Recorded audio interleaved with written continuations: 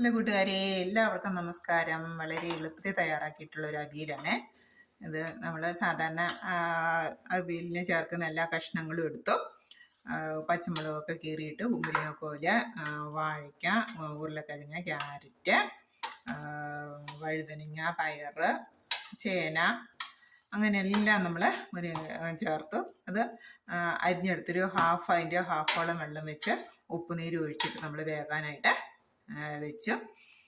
അല്പം മഞ്ഞൾപ്പൊടിയും കൂടെ നമ്മൾ കഷ്ണത്തോടൊപ്പം നമ്മൾ ചേർത്തിരുന്നു. അപ്പം അങ്ങനെ വെന്ത് വന്നപ്പോഴത്തേക്ക് നമ്മൾ തേങ്ങ ചിരകിയതും ജീരകം പൊടിച്ചതും കൂടെ ചേർത്ത് ഇളക്കി. അങ്ങനെ സൂപ്പർ അവിയൽ റെഡി ആയിട്ടുണ്ട്. വളരെ എളുപ്പത്തിൽ നമുക്ക് തയ്യാറാക്കാനും പറ്റും. കഷ്ണങ്ങളൊന്നും അരിഞ്ഞെടുക്കുന്ന താമസമുള്ളൂ. അധികം അധ്വാനം ഒന്നുമില്ല. നമുക്ക് എളുപ്പത്തിൽ എല്ലാവരും, കുട്ടികൾക്കൊക്കെ വളരെ ഇഷ്ടപ്പെടുന്ന ഒരു അവിയലാണ്. അപ്പം അത്യാവശ്യം ചാറ് പോലെയുണ്ട്.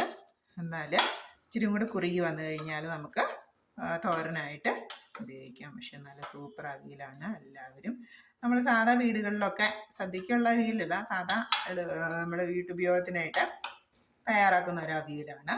ഓക്കെ, താങ്ക് യു കൂട്ടുകാരെ. Thank you.